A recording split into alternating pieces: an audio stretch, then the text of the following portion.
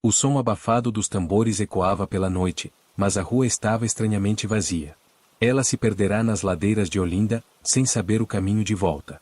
As ruas, antes cheias de festa, agora estavam sombrias, iluminadas por postes que lançavam sombras longas e distorcidas.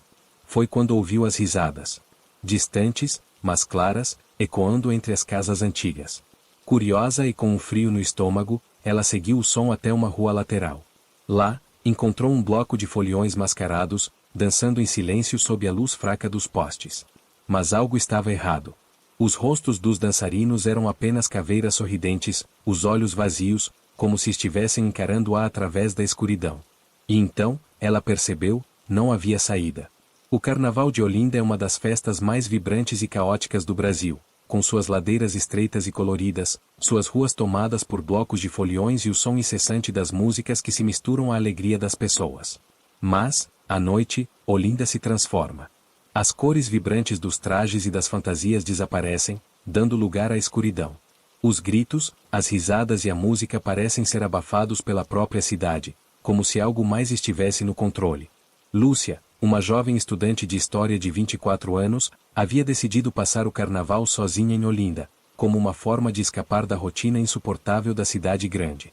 A ideia de explorar as ruas históricas de uma cidade tão rica culturalmente era um alívio.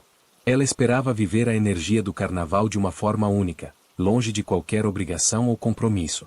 Mas o que deveria ser uma aventura se transformou em um pesadelo que ela jamais imaginaria. Era uma noite quente de fevereiro, e Lúcia, após horas de dança e cerveja, havia se afastado da multidão. Ela já não via mais o resto dos blocos ou ouvia as risadas e músicas que dominavam a cidade durante o dia.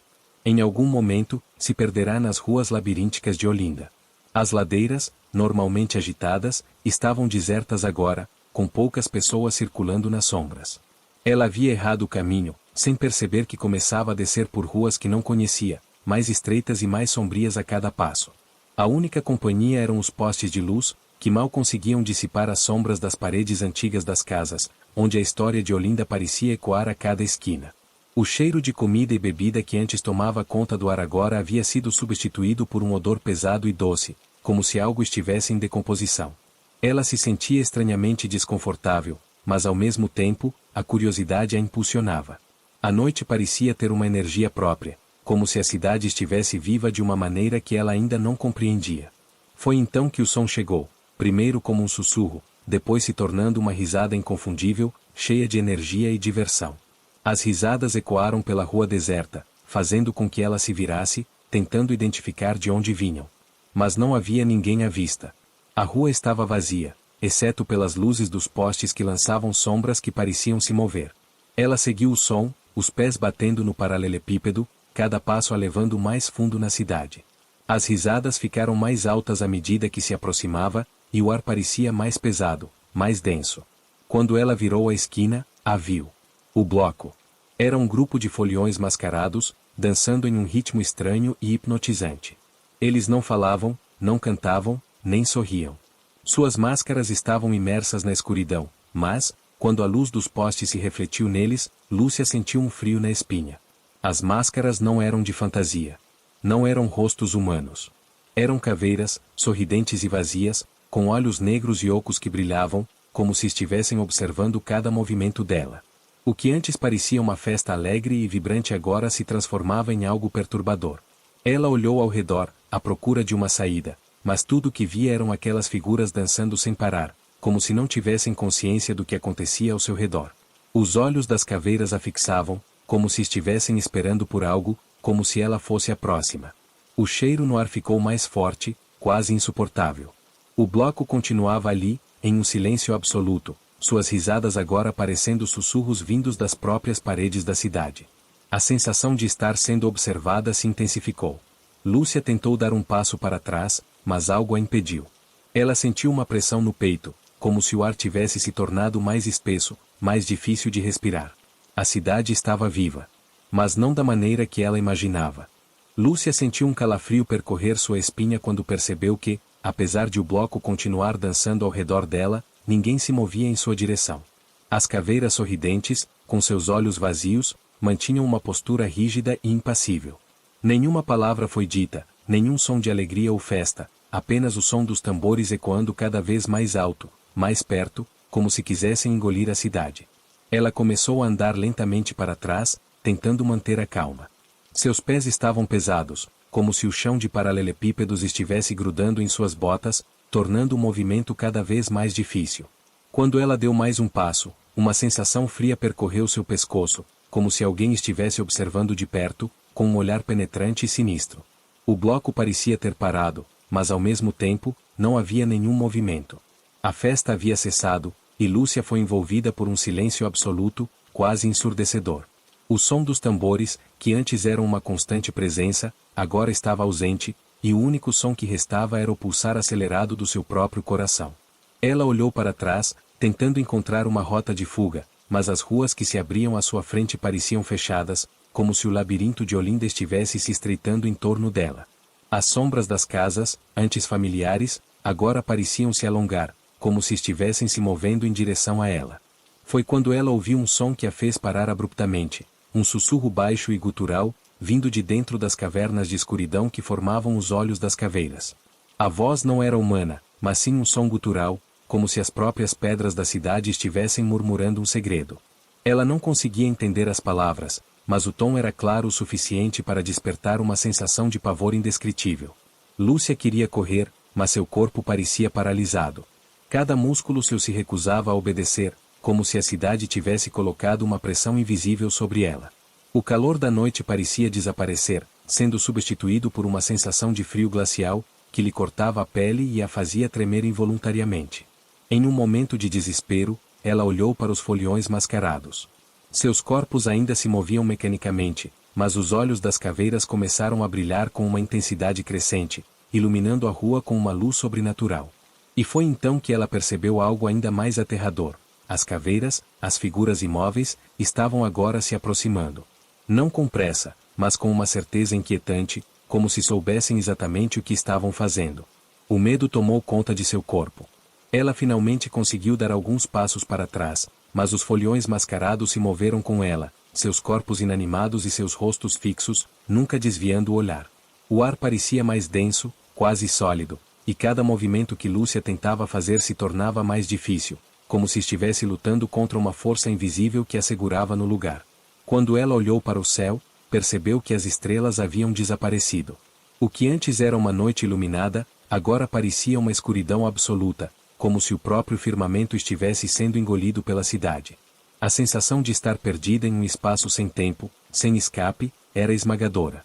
Foi então que ela ouviu um som novo. Não era o som de tambores, nem de risadas. Era o som de algo sendo arrastado, pesado e arranhando as pedras.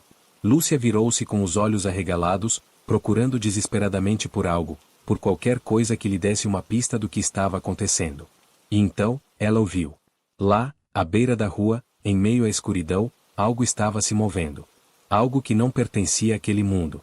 Era um vulto alto, encapuzado, e seus passos ecoavam de maneira macabra, sem pressa, como se estivesse simplesmente observando o que acontecia com ela. Lúcia tentou se mover, mas as sombras das casas pareciam engoli-la, aprisionando-a cada vez mais. O vulto se aproximou devagar, e quando seus olhos se encontraram com os dela, Lúcia soube imediatamente que algo terrível estava prestes a acontecer. A cidade, as figuras dançantes, tudo parecia estar em silêncio, mas no fundo, ela sentia que a morte estava prestes a chegar. O vulto encapuzado se aproximava de Lúcia, com passos pesados e ressoantes, como se o próprio chão tremesse sob seu peso. Ela tentou reagir, mas suas pernas não se moviam, como se estivessem presas no lugar, imobilizadas pela presença daquela sombra que se arrastava para ela. Os foliões mascarados, que antes haviam ficado imóveis, começaram a se mover novamente, lentamente, mas agora em uma direção bem definida, em direção a Lúcia. O ar, denso e frio, parecia ficar ainda mais pesado, como se a cidade inteira estivesse respirando com ela, aguardando algo. Lúcia queria gritar, mas sua garganta parecia seca, o som preso dentro de seu peito. Ela estava sendo engolida pela noite, pela escuridão que tomava conta de tudo, e o vulto, que agora estava à sua frente, erguia a cabeça lentamente. A capa escura se levantou, e a luz fraca dos postes revelou o que estava por trás da figura. Não era humano. Não mais. A criatura que a encarava tinha pele negra e rígida como uma carcaça, seus olhos eram buracos negros, profundos, sem vida. Seu rosto, coberto por uma máscara de crânio, exalava uma presença macabra e absoluta. Seus dedos, longos e retorcidos, se estendiam para Lúcia como se fosse para tocá-la, para senti-la. Com um movimento abrupto, o vulto deu um passo à frente, e, por um momento, Lúcia sentiu uma pressão insuportável, como se estivesse sendo esmagada de dentro para fora. O medo era tão intenso que ela não conseguia distinguir o que era real e o que não era.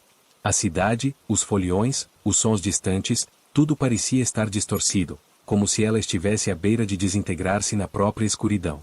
O vulto estendeu a mão e tocou seu ombro. Um choque de frio percorreu seu corpo, como se a vida estivesse sendo drenada dela, como se estivesse se tornando parte de algo mais, algo que não pertencia a este mundo. Ela tentou gritar, mas nada saiu. Seus olhos se abriram ainda mais, e ela viu algo que jamais poderia ter imaginado. Os foliões mascarados, que antes estavam dançando, agora haviam se aproximado ainda mais, em círculo. Mas as caveiras não sorriam mais. Seus rostos estavam vazios, desprovidos de qualquer vestígio humano.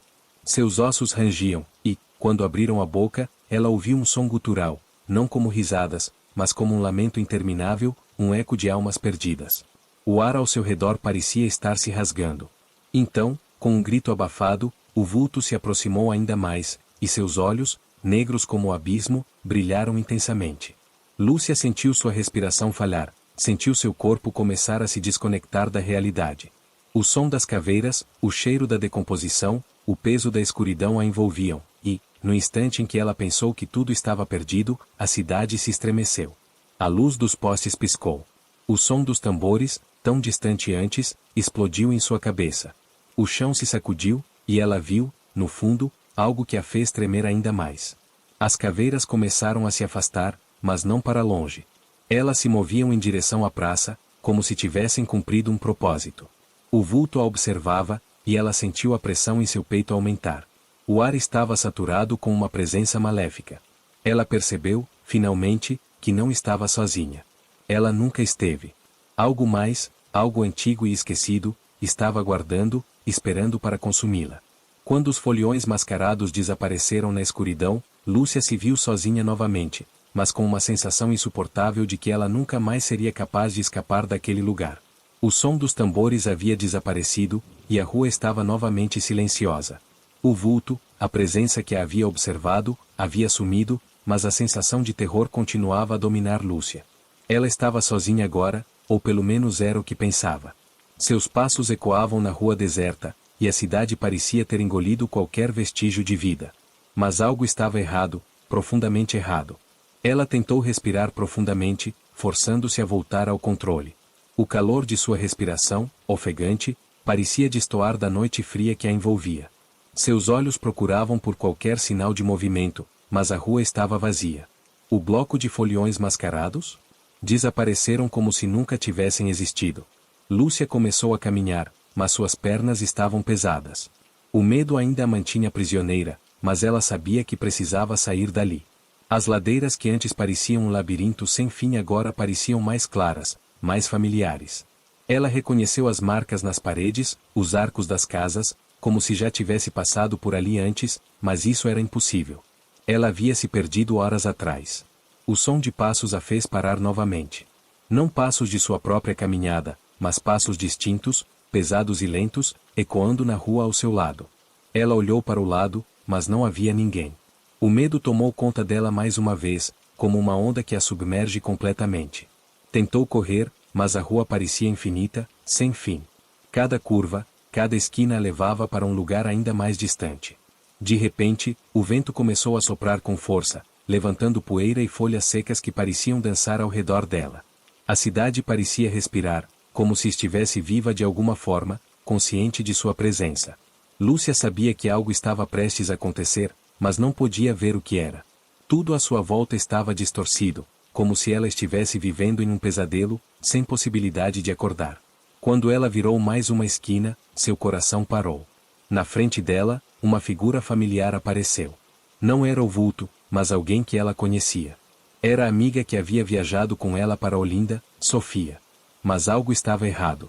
O rosto de Sofia estava pálido, como se ela estivesse morta, e seus olhos, antes vivos e brilhantes, agora estavam vazios, sem alma, como os olhos das caveiras. Sofia sorriu para ela, mas a expressão era estranha, forçada. Seus lábios se moveram, mas o som que saiu de sua boca não era humano. Era um sussurro baixo, incompreensível. Lúcia tentou dar um passo para trás, mas suas pernas estavam congeladas, como se o próprio ar prendesse no lugar. Você já está aqui, Lúcia, disse a figura de Sofia, mas a voz era uma mistura de várias outras, uma voz de morte, cheia de ecos. Já faz parte de nós. O chão começou a tremer novamente. Lúcia viu as paredes das casas se inclinarem, as sombras se esticando e se contorcendo de maneira impossível. As caveiras, aquelas figuras macabras, começaram a emergir da escuridão, surgindo das fendas da cidade, dançando em sua direção. Cada uma delas tinha os olhos fixos nela, seus rostos vazios sorrindo de maneira grotesca. Lúcia tentou gritar, mas a voz falhou. Ela sentiu suas forças escorrerem, como se estivesse sendo drenada de dentro para fora. As caveiras começaram a se aproximar, a rodeá-la, e o som de suas risadas ecoou pelo ar, aumentando em intensidade até se tornar um rugido ensurdecedor. Ela olhou para o céu. Mas o céu não estava mais lá. O que antes eram estrelas agora eram apenas manchas negras, borradas e distorcidas, como se o próprio universo estivesse sendo consumido pela cidade. O peso da realidade começou a desmoronar sobre ela. A última coisa que Lúcia viu foi o rosto de Sofia, ainda sorrindo, seus olhos vazios refletindo as sombras de Olinda. E então, a cidade a engoliu. A escuridão de Olinda não se dissipou. As ruas, que antes pareciam festivas e vibrantes, agora eram apenas ecos de um passado esquecido, engolido pelas sombras. A jovem Lúcia, como tantas outras antes dela, desapareceu na vastidão da noite, sua história se tornando parte do eterno ciclo que envolve a cidade. Não há registros, não há testemunhas. Apenas as caveiras, os foliões mascarados e a cidade que parece viver sua própria vida sombria, aguardando a próxima vítima. Mas, se você prestar atenção, talvez ouça os tambores ao longe. Ou talvez veja, em uma das ladeiras, uma figura perdida, como Lúcia, tentando desesperadamente encontrar o caminho de volta. Será você o próximo a encontrar o bloco dos mortos? Ou será que, como os outros, você será consumido pelas sombras, se tornando mais uma lenda no carnaval de Olinda? A resposta para essas perguntas talvez nunca venha. Mas, uma coisa é certa, o bloco dos mortos nunca para de dançar.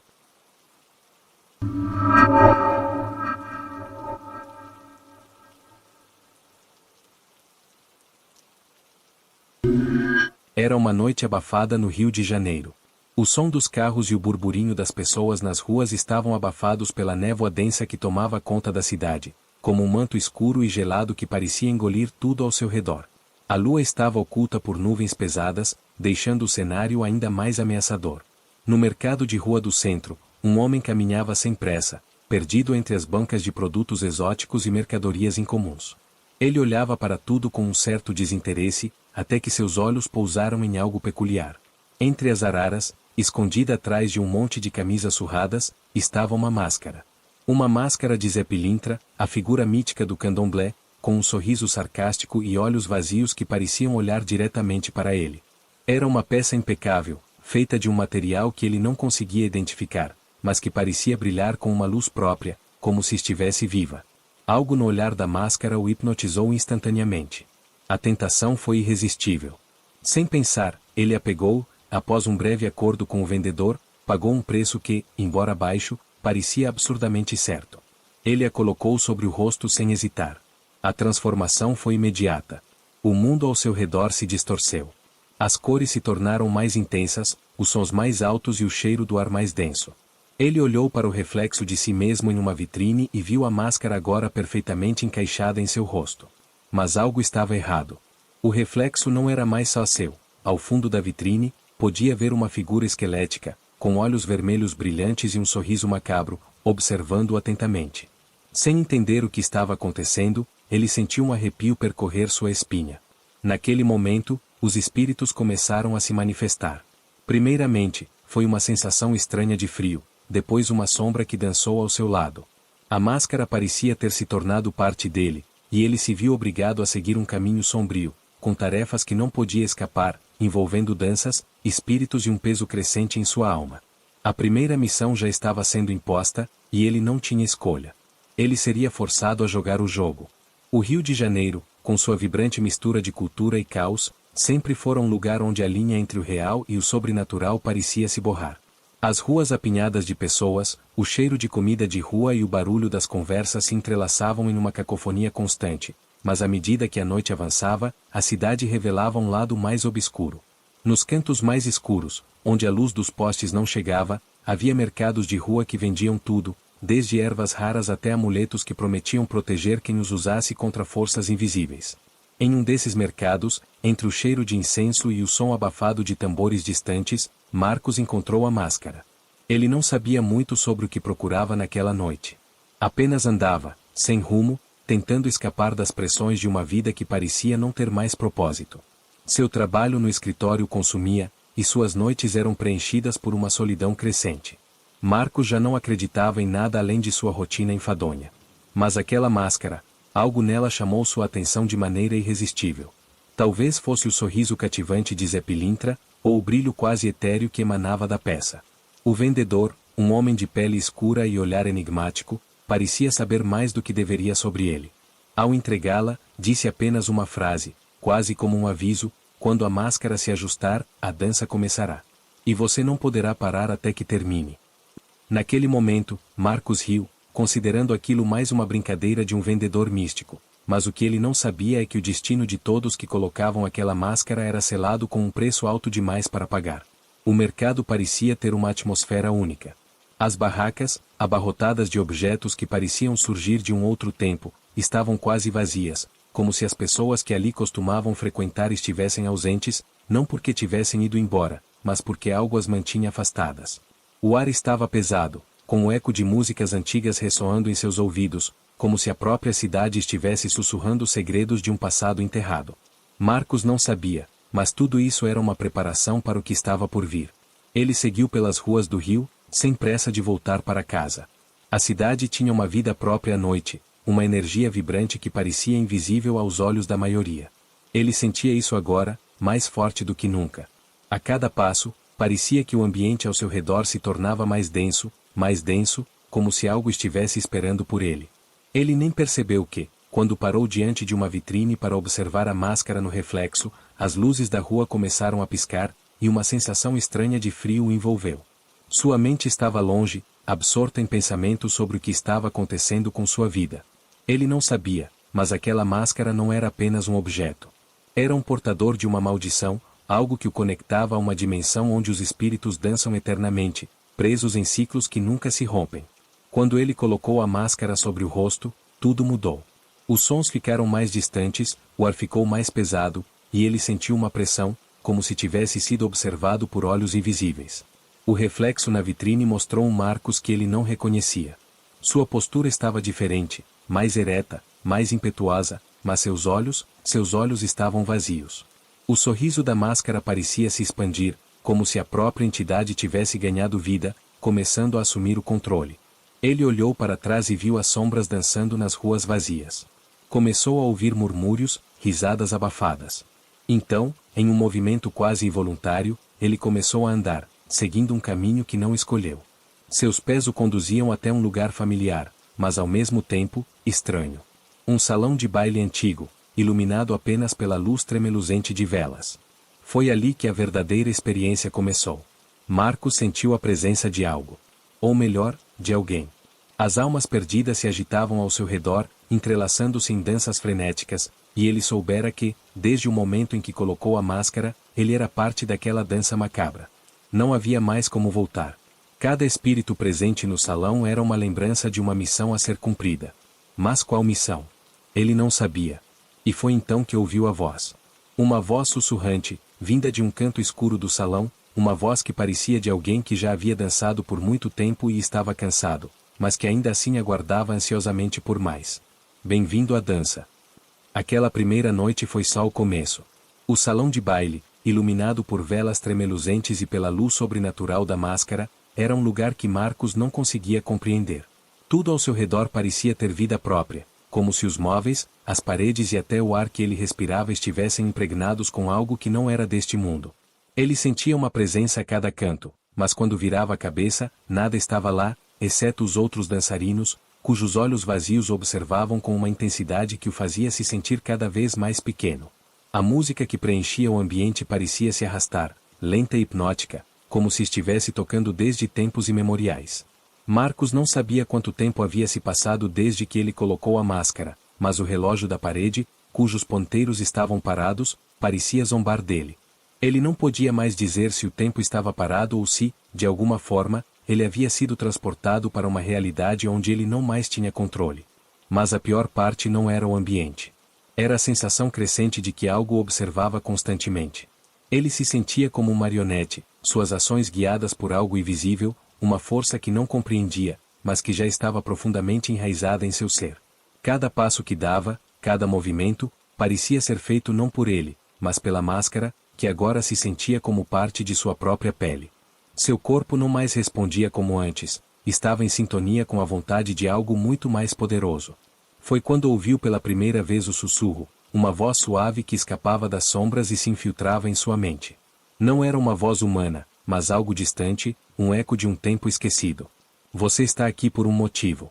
Dance. Dance e cumpra o que lhe é pedido.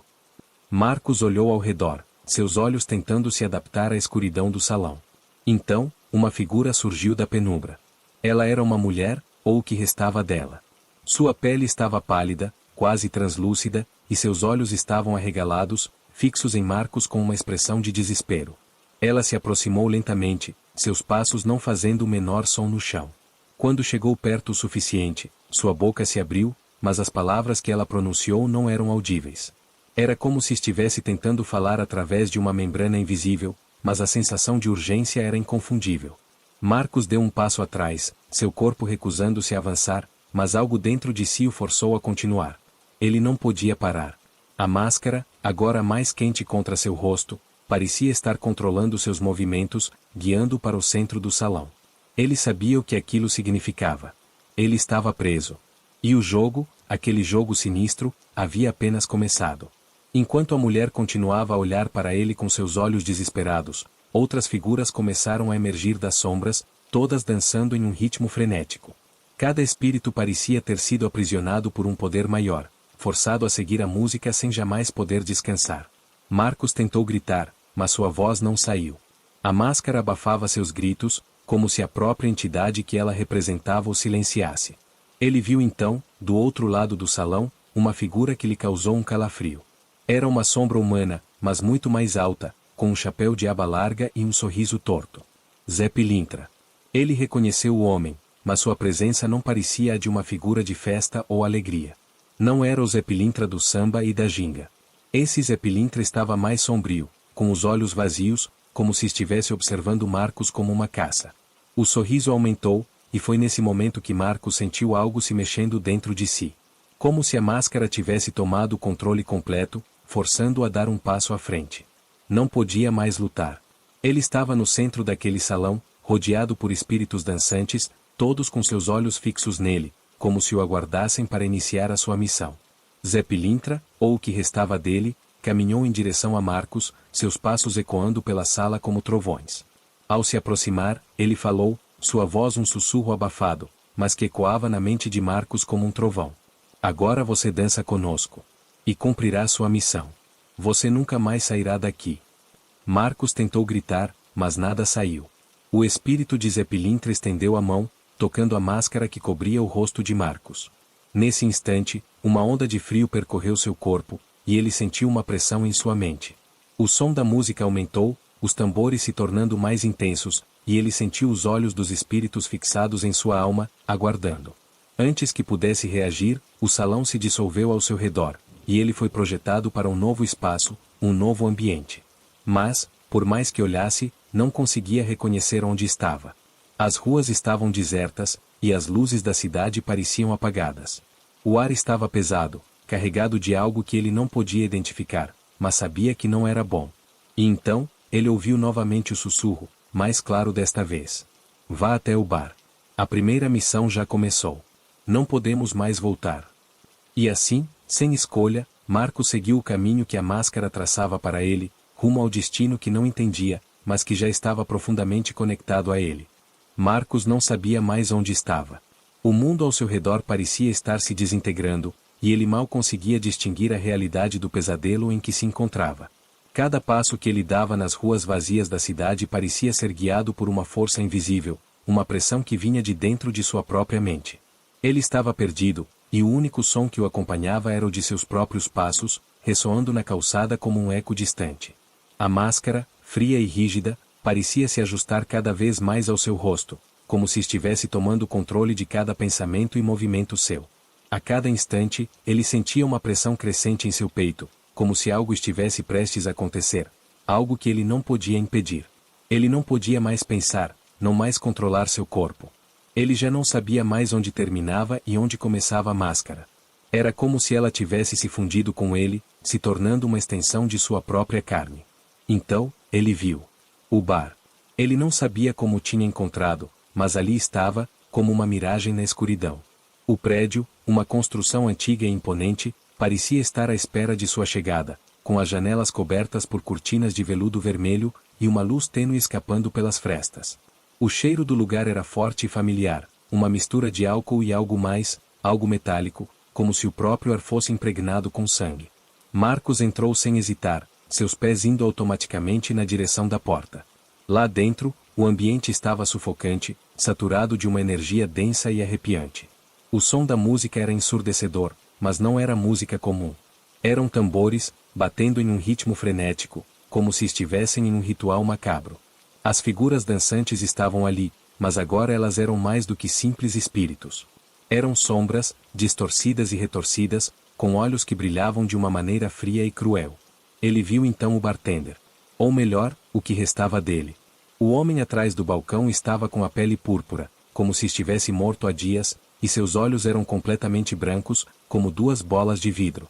Ele não parecia perceber Marcos de imediato, mas assim que a máscara tocou sua pele, o bartender se virou lentamente, seus olhos fixando-se nele com uma intensidade sobrenatural.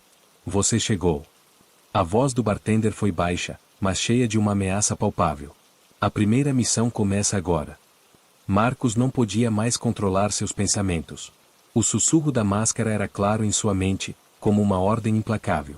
Ele se aproximou do balcão, os olhos dos espíritos dançantes fixados nele, como se aguardassem um sinal para iniciar o ritual. O bartender estendeu a mão, e um copo de vidro cheio de um líquido negro apareceu diante de Marcos. Beba, ordenou o bartender. Era impossível resistir. A máscara, agora completamente em controle, fez Marcos pegar o copo e levar à boca. O líquido desceu ardente pela garganta, e um choque de energia percorreu seu corpo. Ele sentiu seu coração bater mais rápido, como se estivesse sendo consumido por dentro. O calor no seu peito se espalhou rapidamente, e em um instante, ele viu sua visão se distorcer. Foi então que a verdadeira revelação ocorreu. Marcos viu o salão de baile novamente, mas não era o mesmo.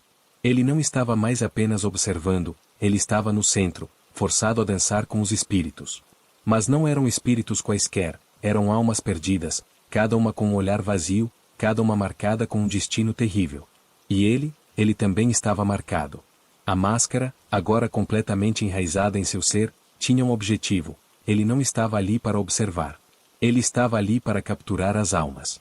Em um frenesi, ele viu a sombra se aproximando dele, suas mãos geladas tocando sua pele, puxando-o para o centro do salão. Ele não podia mais resistir, e quando tentou gritar, sua voz estava abafada, como se os próprios gritos fossem sugados por uma força invisível. Ele estava sendo arrastado para o próprio inferno, e no fundo, ele sabia que não havia mais volta. Mas a visão que ele teve a seguir foi ainda mais aterradora. O bartender, agora revelado como uma figura demoníaca, apareceu diante dele, com um sorriso grotesco e os olhos vazios, observando sua luta interna. Você nunca mais sairá, Marcos, disse ele com uma voz que parecia vir do abismo. Agora você faz parte de nós. Marcos sentiu o calor do líquido negro se espalhando dentro de sua alma, consumindo-o por completo. Ele sabia que havia sido condenado, que a dança nunca terminaria. Ele tinha sido escolhido, mas ao fazer isso, ele também havia perdido sua humanidade. Ele havia se tornado mais uma alma perdida, aprisionada naquele ciclo sombrio e sem fim. O espírito de Zé Pilintra apareceu, sua figura esquelética se movendo pela sala com uma graça macabra. Ele sorriu, e com o sorriso veio o último suspiro de Marcos, que sentiu seu corpo ser engolido pela escuridão. Bem-vindo à dança eterna, Zé Pilintra murmurou, e com isso, Marcos desapareceu na escuridão, uma alma a mais no ciclo interminável de missões e danças. O salão de baile agora estava vazio. O som dos tambores havia cessado, e as luzes das velas tremeluziam com uma suavidade macabra, como se o ambiente estivesse respirando em silêncio. As sombras pareciam se esticar pelas paredes, se contorcendo, como se a própria estrutura da sala estivesse morrendo lentamente.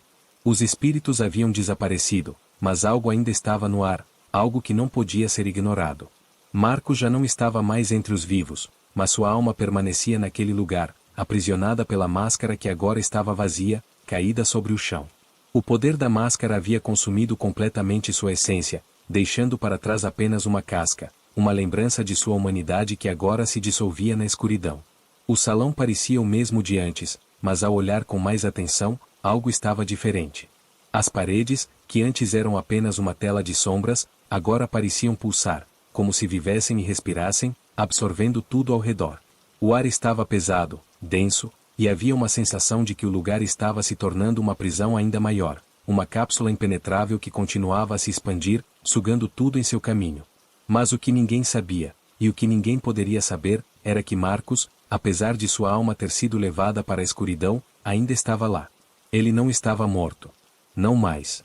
Ele era agora parte daquele ciclo sombrio, uma marionete forçada a dançar a dança eterna de Zé Pilintra. Ele havia se tornado um espírito errante, preso não só no salão, mas também na máscara. E como uma sombra que nunca se apaga, ele aguardava. Lá fora, o Rio de Janeiro seguia sua rotina cotidiana, alheio ao terror que se desenrolava nas profundezas daquela noite. O mercado de rua onde Marcos comprará a máscara ainda estava em funcionamento. E, no meio do tumulto, uma nova figura apareceu, um homem com um olhar vazio e uma aura de algo errado. Ele caminhava pelos corredores com uma determinação inquietante, seus olhos fixos em uma peça específica à venda. A máscara de Zé Pilintra estava novamente no mercado, exposta sob uma luz sinistra. O vendedor, um homem de aparência cansada e de voz baixa, observava o homem com um sorriso que não chegava aos olhos. "Você sabe o que está comprando?" perguntou o vendedor, sua voz sibilante. O homem olhou para ele, mas não respondeu. Seus olhos estavam fixos na máscara, como se algo o chamasse. Ele não podia ouvir as advertências. Não ainda. Mas a máscara, a mesma máscara que Marcos havia tocado, estava esperando. Ela sempre esperava. E quando alguém a colocasse, o ciclo recomeçaria, mais uma alma seria marcada, mais uma pessoa condenada. O vendedor sorriu, com um brilho maligno em seus olhos. Ele sabia o que aconteceria. Ele sempre soubera. E com isso, a roda do destino continuava a girar. O ciclo está longe de terminar. A máscara de Zé Pilintra, agora vazia de um espírito e esperando pela próxima vítima, está à espreita, pronta para chamar mais uma alma para a dança eterna. E enquanto as ruas do Rio de Janeiro seguem seu caminho, alheias ao terror que se esconde nas sombras, os olhos de Zé Pilintra continuam a observar, aguardando pacientemente o próximo escolhido. Mas quem será o próximo? O que acontecerá com quem ousar encarar o desconhecido, comprar a máscara, talvez, colocá-la? A cada giro do mercado, a cada passo pelas vielas escuras, o ciclo se renova, e o terror nunca termina. Agora, enquanto você se afasta da tela e retorna à realidade, pense, talvez a máscara esteja mais perto do que você imagina. Talvez ela esteja esperando por você. O que você faria se a encontrasse? O que faria se, de repente, você fosse forçado a cumprir missões que não escolheu? E você, será capaz de escapar da sombra de Zé Pilintra?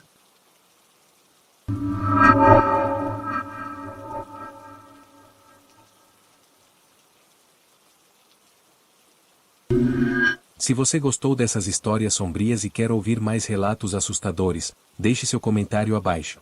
Você acredita em espíritos? Já teve alguma experiência sobrenatural? Se inscreva no canal para mais histórias aterrorizantes.